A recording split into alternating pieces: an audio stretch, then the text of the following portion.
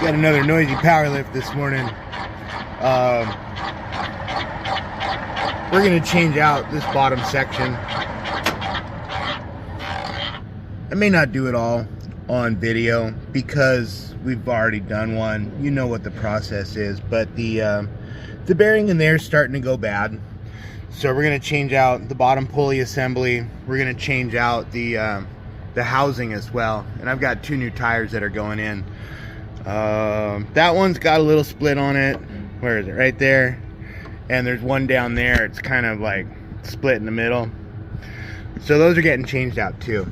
And somebody asked me a question, and it was a really, really good question, of why do you change the whole thing out? You know, you can just change the bearing in there, right?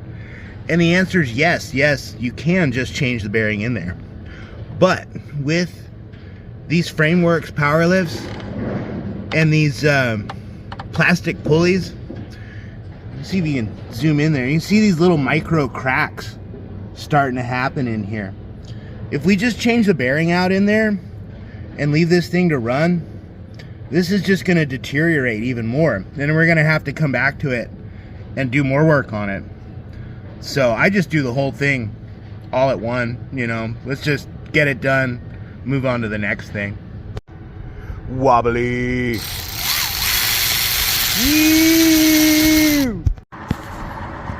Man, that was a heck of a detour. New tires, top and bottom. New bottom pulley. Used bottom shaft housing.